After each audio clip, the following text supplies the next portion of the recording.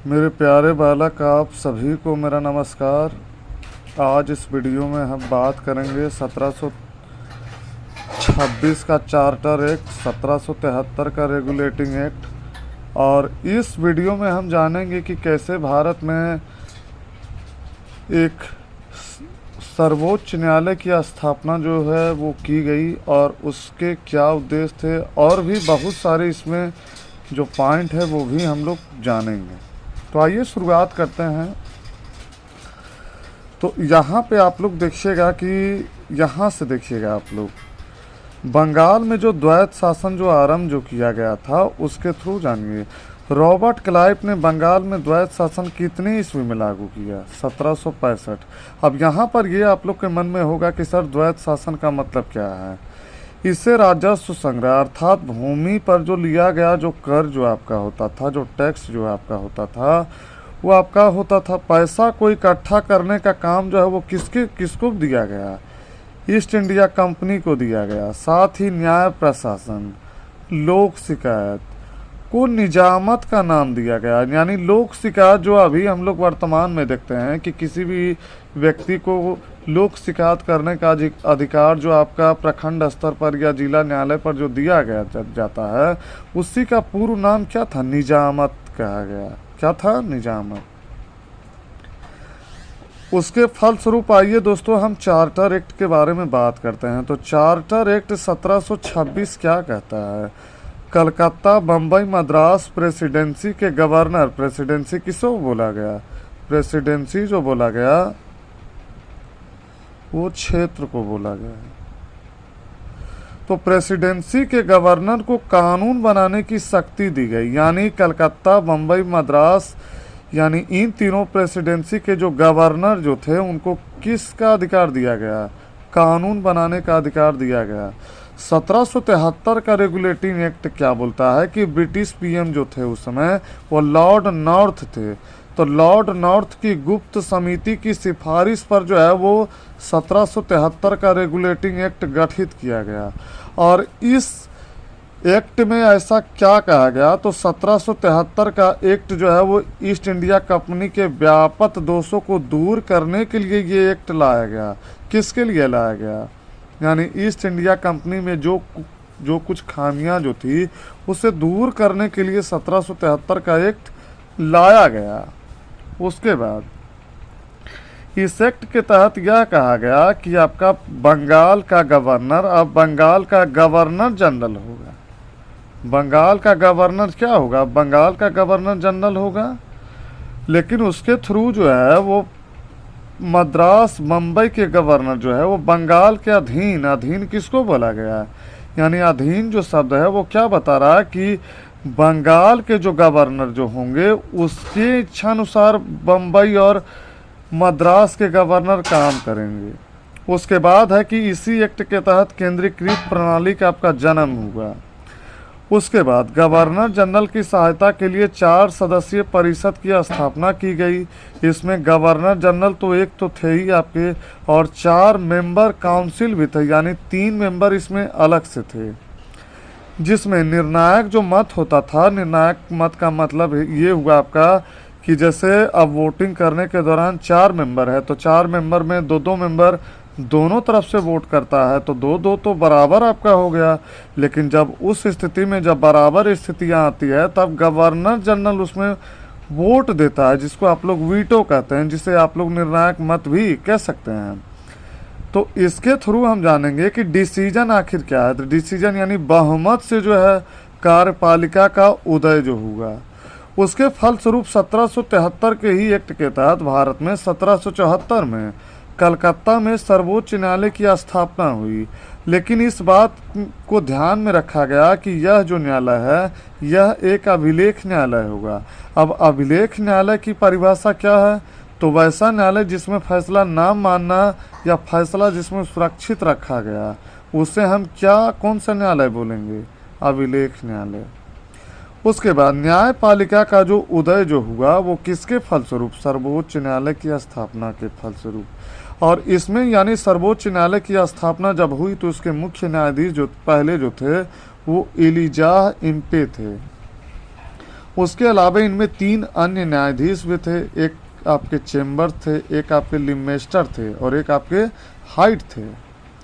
उसके बाद 1773 के ही एक्ट के तहत आपका कर्मचारियों पर नियंत्रण किया गया। किस पर नियंत्रण किया गया? कर्मचारी जो काम करते थे। और उसके थ्रू 24 जो है रजिस्टर होते थे, जिनमें इनकी जो है वो कार्यकाल 1/4 यानी 1/4 जो है वो हर वर्ष सेवानिवृत्त होते थे, यानी हर 4 वर्ष में एक जो है वो इसमें सदस्य अपने पद से मुक्त हो जाते, सेवानिवृत्त हो जाते थे।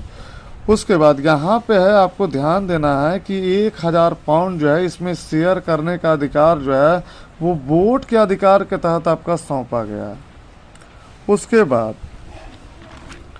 उसके बाद है कि कर्मचारी बिना लाइसेंस के जो आपका क्या क्या अधिकार दे सकता था। निजी व्यापार का मतलब भी आप लोग समझ सकते हैं कि व्यापार में मतलब ये है कि एक ऐसी प्रक्रिया जिसके तहत आप किसी वस्तु को दूसरे देश से ले सकते हैं और दूसरे देश को आप दे सकते हैं, तब उस स्थिति में आपका क्या होगा?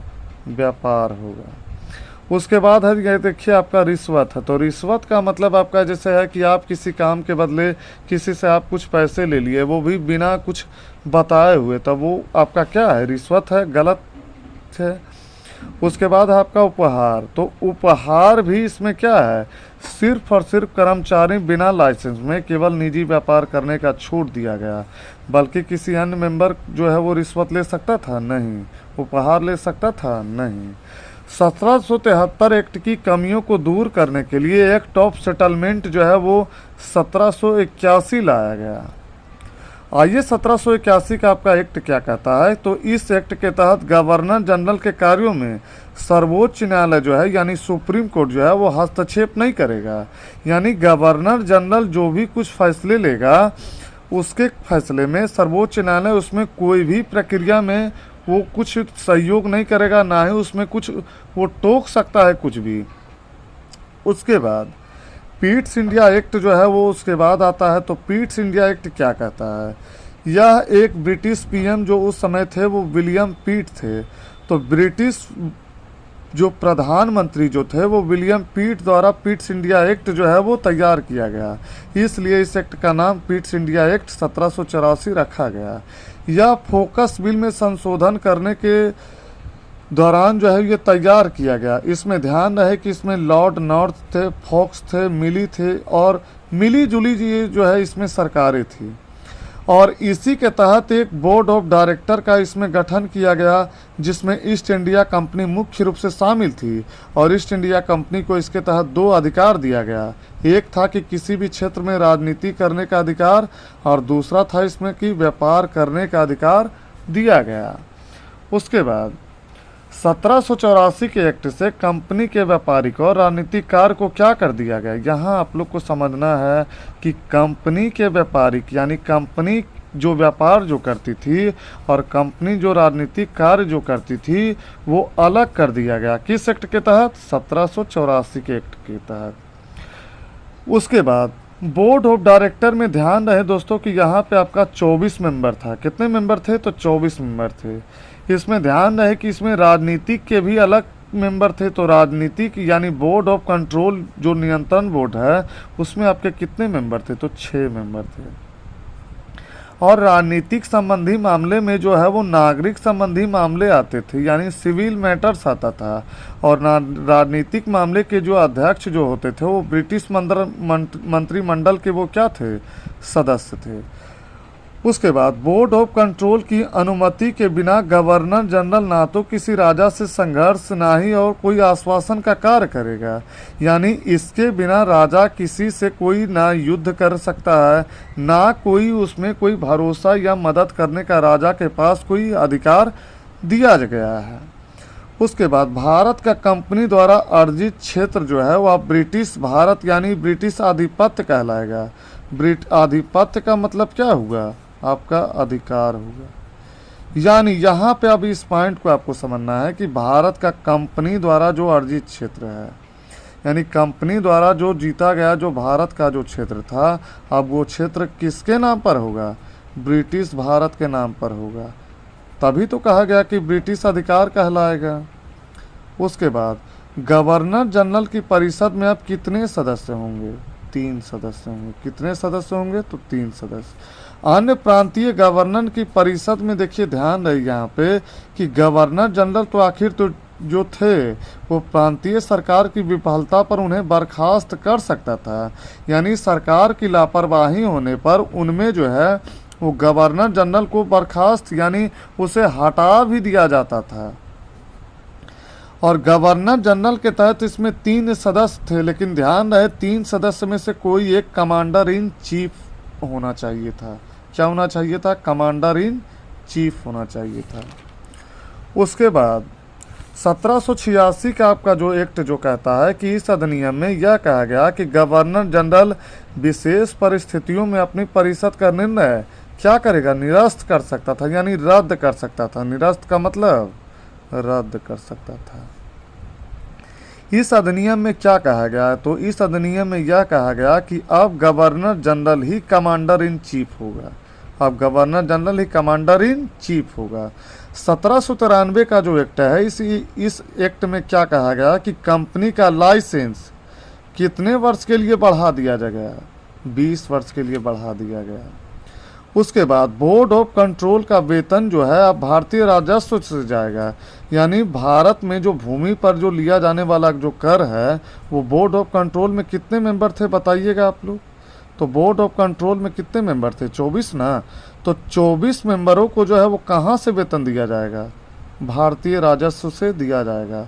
और खर्च जो है वो काट करके कितने रुपए कर दिया गया? 5 लाख रुपए। किसके लिए? तो ब्रिटिश सरकार के लिए।